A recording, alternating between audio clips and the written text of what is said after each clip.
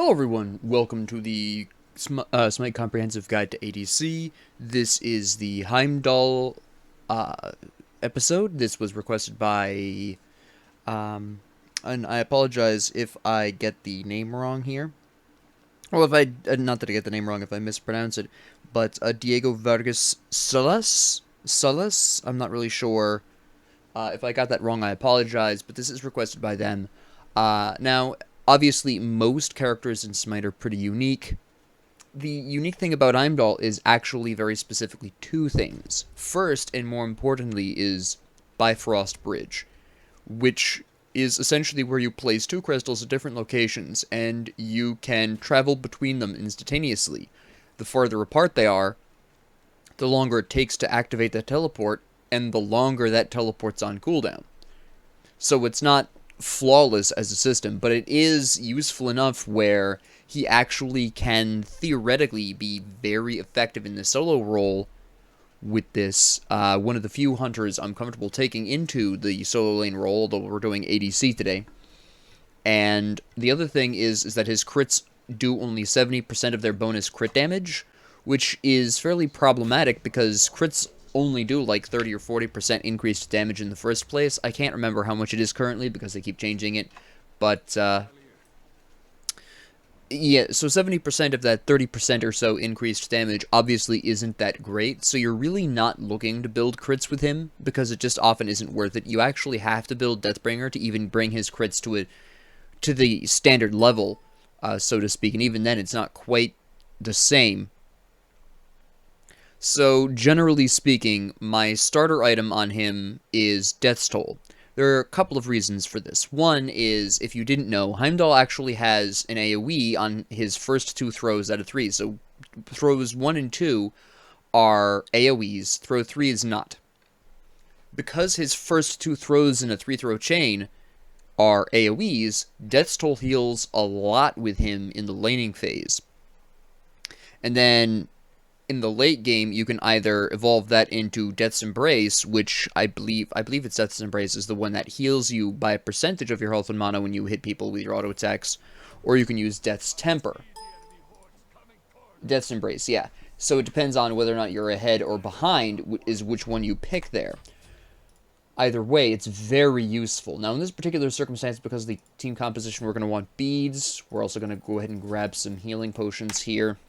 Now, you'll notice, actually, incidentally, that I didn't build any mana potions. There's a couple of reasons for this. One is, obviously, I'm sorry, it's the Bifrost, not the Bifrost Bridge. But nevertheless, the Bifrost, first off, is dirt cheap in terms of cost. And second off, you only are going to use this every once in a while. It's not really the kind of ability you use that often. So, in terms of regular standard combat, Heimdallr is basically working with two abilities, which sounds like a problem, but he's a hunter. It's actually fine. So you actually don't use that much mana, and besides the fact you have Death's Toll bringing mana back, and we're obviously going to be going for Transcendence to really boost up his power. Another reason for this, by the way, is the Vigilant gives him a percentage increase on his power, so the more power you can rack up, the better off you are. So it becomes really important for Heimdallr to build just huge amounts of power. Obviously, penetration is still very important, and so is attack speed, but it is very important that he gets some power in there as well. So we're just going to go ahead and cast this. Prep that for Descent here. There we go. And that's all set there. Now, we're not depends on how quick this happens. We might use Piercing Shot on this. He has, Hog, so we're not going to, which is very good. The reason why I didn't want to use Piercing Shot on that camp is because you'll notice, actually, it has the fairly impressive cooldown of 14 seconds, which isn't great. That would take way too long for it to come back in time to actually be used on the wave, which we don't want for fairly obvious reasons. You're pressing this way too hard, Kepri. You're pressing this way too hard. That was a very bold move by these people. The problem here with that is, first off, I obviously have Death's Toll. Second off, you're going to want your little horn there. Second off, I have health potions out the wazoo as well. Look how much damage Khepri took in that whole fiasco. I'm already almost back up to full. He's halfway down at this point. They're probably going to go for the Harpy, which is actually totally fine. They'll be a little ahead of us, but that's not that big of a deal. They didn't go for that? Go ahead and weaken down Khepri here.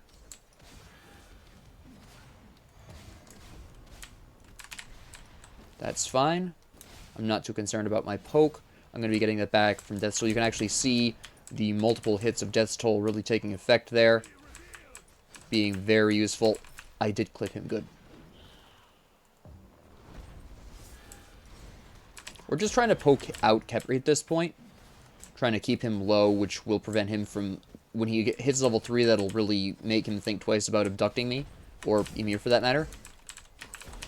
Which is the goal here. Now we're going to get the Bifrost at this point. And that's about, for a long time, it's going to be the only point we're really going to be putting into this. Might as well poke out Huyi there. We're going to go ahead and activate a health potion. We're taking a little bit of damage here. He just poked me there. Which I didn't need in my life. He also apparently can't hit me while I'm backing up, which is fairly interesting. There's the abduct. I missed that completely. That's fine.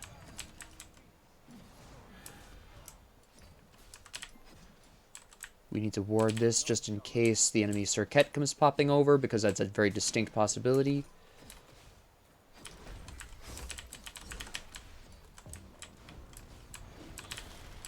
Excellent. Notice I'm deliberately pulling some aggro here. Oh, what are you doing, Ymir? That was a mistake by Huyi there. He shouldn't have jumped in like that.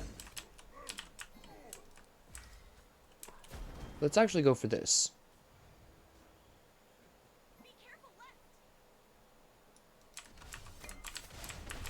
Boom. That's also a fairly handy point to keep in mind. Your sword can come from absolutely anywhere to wherever you kind of throw that down. So don't worry too much about it if you activate it in one place and you want to use it somewhere else. The ability does not care.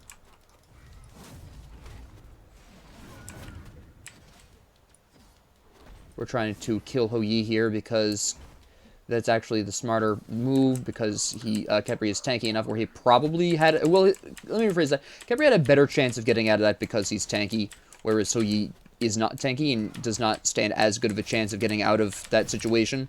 That's why you usually want to go for the ADC even in that situation. I'm going to let them take that so that way we don't split it too much. I'm going to grab my ult here. Now, the interesting thing about Heimdallr's ult is as good as it can be in... What do you have? You have beads? Alright. As good as it really can be in combat situations, especially 1v1 situations, you're really not going to be using it that often in 1v1s just because of the absolutely incredible ease of using it to just... of the enemy using beads. That's what I was actually specifically checking on Huyi there. I wanted to see if he had beads, because since I now know he has beads, I also now know that it's going to be pretty much useless to try to ult him for any reason at all, because he's just going to beads out of it. The one downfall of Heimdallr is that he really doesn't have any kind of serious crowd control. There's a slow and knockback on the horn, but that's about it. I'm basically running off of pure damage as Heimdallr, which isn't a bad thing as an ADC, but it does make boxing a little bit more difficult than you would typically want it to be, just because of the fact that you have no way of preventing the enemy from attacking you, whereas they might. For example, Huyi can stun me relatively regularly, which is, of course, problematic for me. If I get stunned, I'm probably doomed. So that is something you have to keep in mind. Now, I could just use my ult for its CC immunity or to escape. I have those two. Those are basically the two options in terms of my ults. I can use it for those, but I'm not really going to expect to hit it and have that actually be useful in terms of a boxing match. It's just not likely to happen. Do I have enough? I do. Okay, so what I'm actually going to do at this point is I'm going to throw this down, and we're going to go back, because what I want is to start building my Transcendence stacks. We're going to throw this down. And we're going to teleport all the way back pretty instantaneously. Now, that's 190 seconds cooldown. We're going to have to be fairly safe with my fighting right now, because obviously I don't want to be dying and having to come all the way back. That'll put Hou Yi ahead. I want to keep my advantage over him, so at this particular point in time, I'm going to be playing this pretty safe. Of course, as soon as I say that, Ravon goes absolutely hideously deep into enemy territory. There's actually a decent chance, though. No, I was going to say we might... No, no. You don't have beads.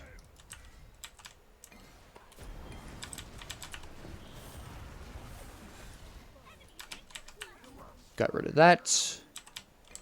I'm more concerned about the mid lane at this point. Good play by Capryu. No, we're going to retreat this. I don't want to fight them right there, right now. The primary reason I wanted to back off there is there's nothing else to fight for. We had the purple buff. Hou Yi was going to go back. I really didn't want to go between their towers at this particular point. That just did not seem like a smart idea. We had everything to lose and nothing to gain there. Yep, just wanted my stack there. Doing really well on stacks. There we go. Another stack. I'll be fine here at this point. I'm far enough ahead of Hou Yi where I really am not going to need Ymir. I can understand why he would want to split this with me first. That's just efficiency, in all honesty. It's just good planning. Ymir is slightly ahead of Capri, which is fine.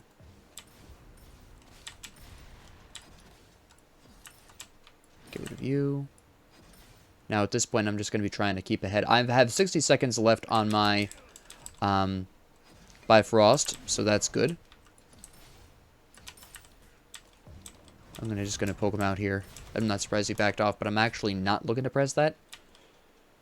I also don't know where Serket is, which is somewhat problematic. I would like to go back, but I obviously don't have my teleport up, so it's really kind of a waste to do so. I could have gone for the oracles, but I again don't know where Serket is at this time. Okay, Serket's in the middle there. Are you going to be able to do anything with that? No, I don't think you are. Either he's going to be able to kill Hou Yi, or... Yeah, nah, he's not going to be able to do anything with that. Alright, that's fine. Hou Yi was forced back. We're actually... There's nothing really to pick up right over here, so we're just going to go ahead, do this. And then we're going to go ahead and wipe out this minion wave really ahead of time.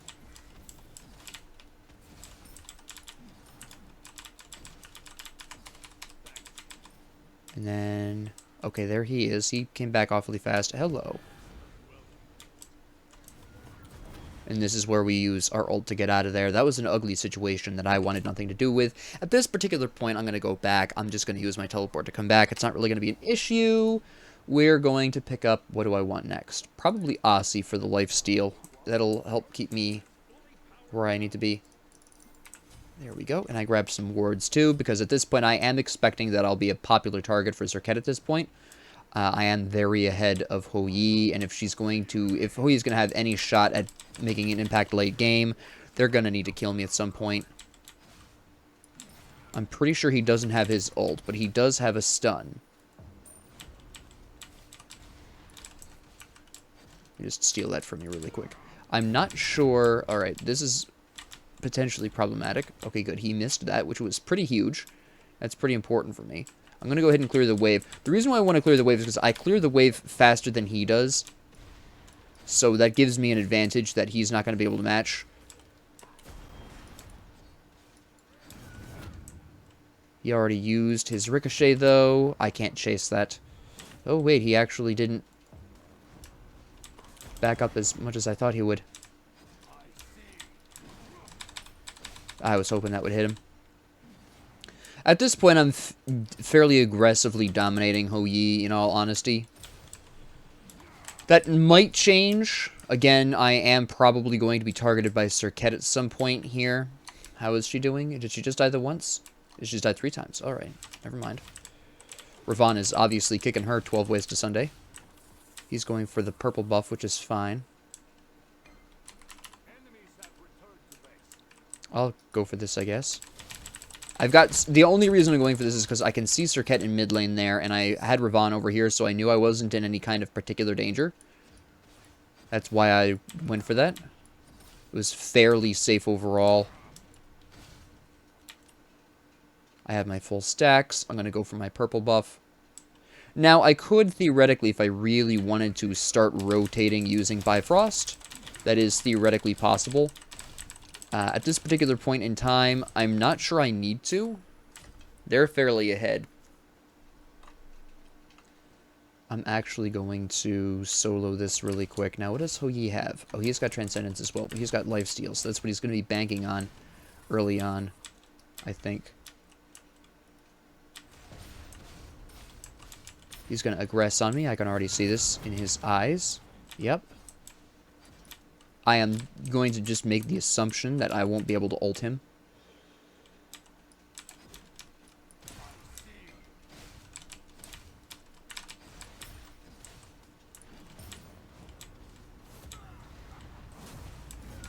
It was a complete whiff. That was a waste of my ult. That's not too bad, because at the very least, he missed his ricochet. If he'd hit his ricochet after that, I probably would have... I stood a very strong chance of dying there, to be honest. Is he going to try to interrupt this, or no? We're going to increase Bifrost, because getting the cooldown reduced on that teleport is far more important than getting increased damage on our ult. Okay. If I didn't have minions, I probably would have been in trouble there. He's going for this. Alright. Oh, nice ult. Good play, good play. In all honesty, if he had aimed that ult better, I would have died. That was fairly close for me, to be completely honest. That wasn't a bad play by his... In terms of strategy, that wasn't bad. He just wasn't as accurate as maybe he could have been. What if I went over here? Oh, wait, hold on. Actually, what I need to do, I'm going to put my teleport here, first off. And then I'm going to come over here and help out with this. I'm really not expecting to have much in the way of problems here. We can actually also get this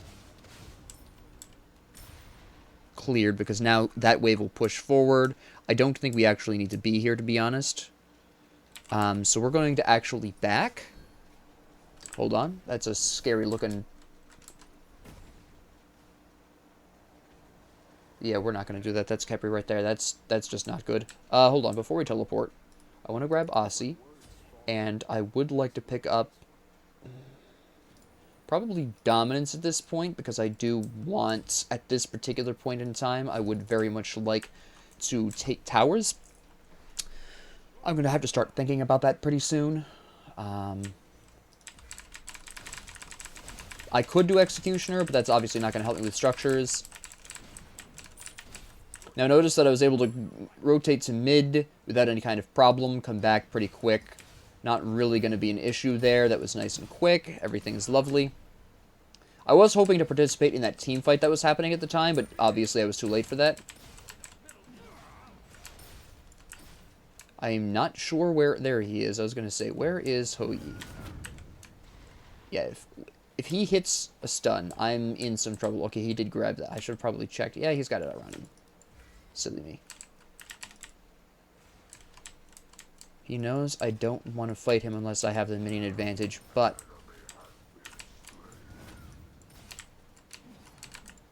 I'm going to save my ult for getting out of his ult, because if he aims it well, it's going to kill me, because I have pretty much no escape.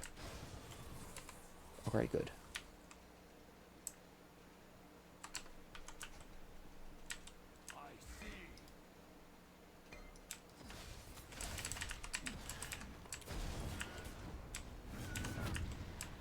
Okay.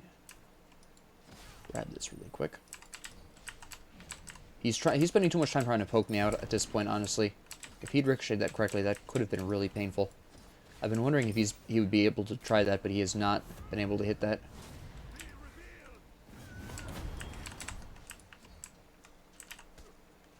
No, I'm not going to dive this.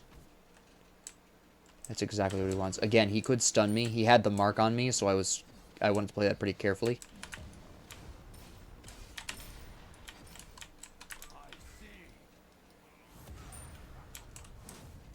I gotta keep an eye on my ward as well. I kind of anticipated more of a dodge at that point, but alright. This is why I saved my ult. Okay. Once again, that was actually really well placed, and I had to ult to actually be able to escape from that. I'm going to use my last health potion here just to make sure I'm topped off in terms of health. I'm not sure why Discordia is here. I really don't need her here.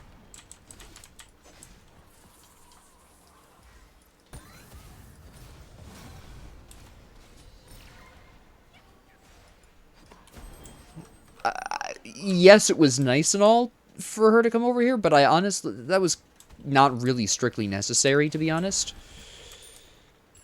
Hi, Capri. How you doing? I don't think we can kill him here, honestly. Nah, I don't have my pen yet. Why are we fighting in their jungle? Yeah, we're ahead, but I'm not necessarily... What are we fighting for? What is our goal right now? We can't take this tower. At least I'm pretty sure we can't. Unless we're fighting for Gold Fury, which is justified. Give me a second, I can actually contribute pretty hardcore to that. We should really be attacking the Gold Fury. I'm almost level 18 already. Ymir? We're not attacking Gold Fury? Hello? Ymir just leaves? Okay. Sure. Yeah, that's fine. Alright.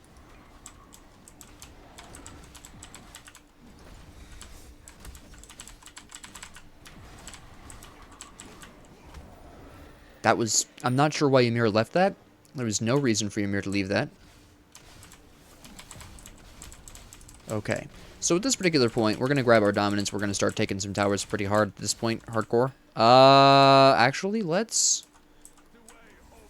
refresh this. Now, why am I placing that every time I'm leaving the area?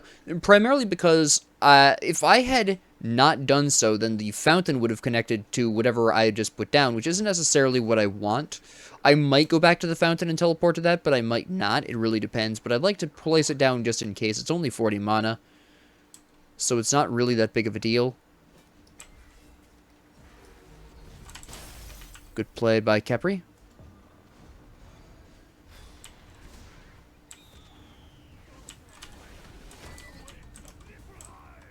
Yep. I completely whiffed that.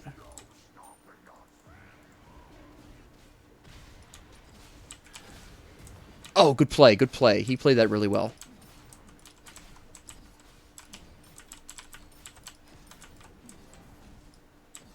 I don't have my pen.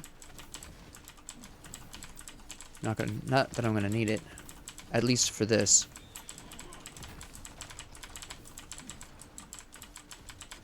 Let me just tank that a little bit. I am taking a risk by staying around. Oh, shoot. Okay. That was... Why did she go for him? She could have probably killed me. I'm squishy as all get out. What? That was weird. I'm going back. Yeah, I'm gonna go back. I have a lot of gold that I need to be spending at this point. I want dominance. I want chin size. We're gonna save up gold. We're gonna teleport back.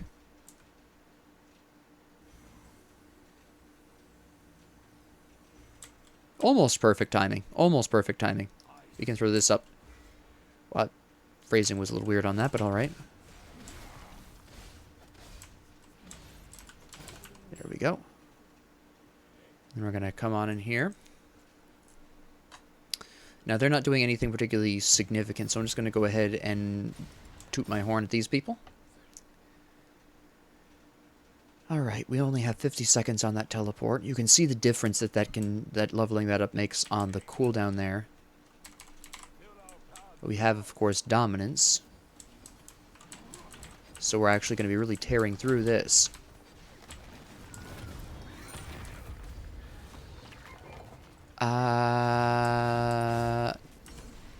No, we're not going to surrender this. Come on. Even as a joke, that's weird. Okay. I am not letting him kill I'm surprised he let me do that. He must have used his beads earlier. Shoot. I fell right for that. And I've got... Alright. They surrendered. Now, normally I wouldn't upload a surrender like that, but that was a perfect Heimdallr game for me. And I really was able to emphasize the point here without necessarily getting all the way to endgame. You can see the incredible power Heimdallr can bring to bear. His early game is a little rough because, based on his passive and just the way his auto attacks work, he is a bit more of a late game hunter, even more so than normal. A lot of hunters really come into their own in the late game anyways, but Heimdallr is particularly late game compared to a lot of other people. And